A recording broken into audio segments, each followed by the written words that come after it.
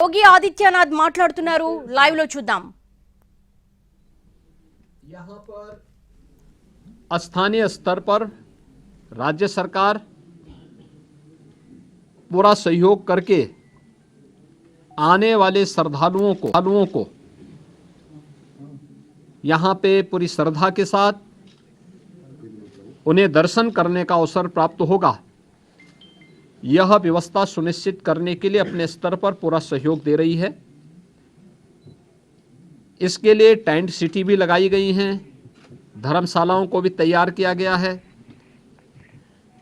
Hotels भी यहाँ बने हुए हैं। लखनऊ, वाराणसी, प्रयागराज, गोरखपुर या अन्य शहरों से यहाँ के आने के लिए एक बेहतर ग्रीन कॉरिडोर की व्यवस्था भी दी गई है, जिससे कहीं भी किसी को कोई दिक्कत न हो।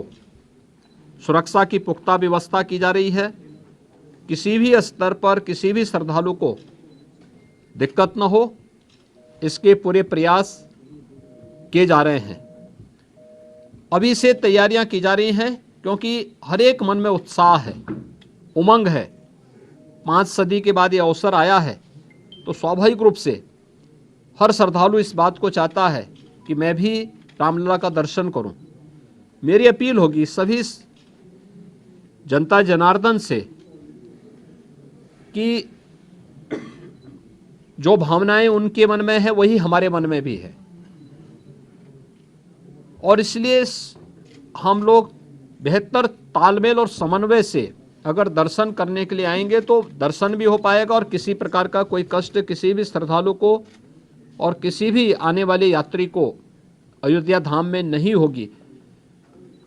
पैदल लोग न चलें। हम लोग देख रहे हैं बहुत सारी जगह से लोग पैदल चले आ रहे हैं, वे पैदल न करें। भीषण शीतलहरी चल रही है। अपने बिना बताए कार्यक्रम के अनुसार भी न चले। राज्य के अंदर हम लोग व्यवस्थाएं दे रहे हैं, जनपदों को भी देंगे, राज्यों को भी व्यवस्था देंगे, हर एक व्यवस्था से के साथ करेंगे। हम लोग भी कोऑर्डिनेशन करेंगे, और हम लोग तीर्थ क्षेत्र न्यास के साथ भी हम एक जिसके बारे में चर्चा करके विस्तृत कार्य योजना बनाएंगे।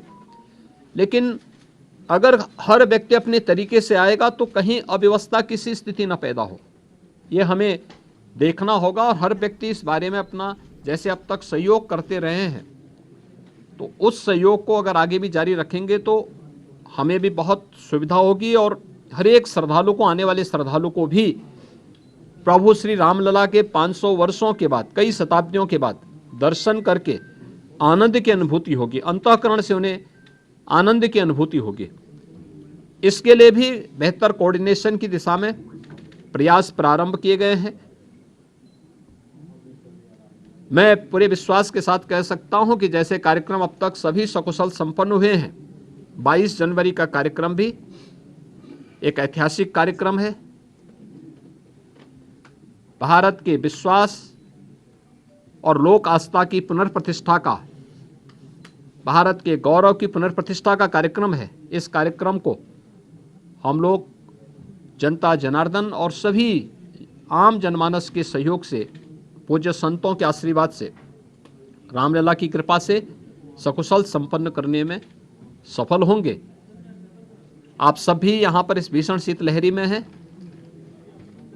मैं आप सबको भी हृदय से धन्यवाद देता हूँ कि अयोध्या की पल पल की घटनाओं को, पल पल की खबरों को आप देश तक पहुँचा रहे हैं, और इस अपील को भी पहुँचाएंगे कि बिना प्रोग्राम के और बिना किसी उसके अगर लोग थोड़ा सा धैर्य रख करके अपनी बारी का इंतजार करने के साथ यहाँ के लिए कार्यक्रम के अनुसार आएंगे।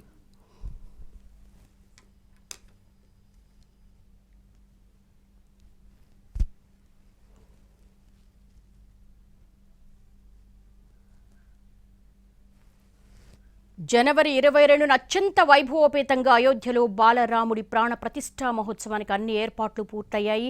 అత్యంత భద్రత నడుమ ఈ మహోత్సవాన్ని రాముని కృపతో దిగ్విజయంగా ముందుకు తీసుకువెళ్లేందుకు అన్ని ఏర్పాట్లు చేశామంటున్నారు యోగి ఆదిత్యనాథ్। ప్రస్తుతం మనం ఎన్టీవీ స్క్రీన్ మీద ఎక్స్క్లూజివ్గా చూస్తూ ఉన్నాము బాలరాముడి దివ్య రూపాన్ని।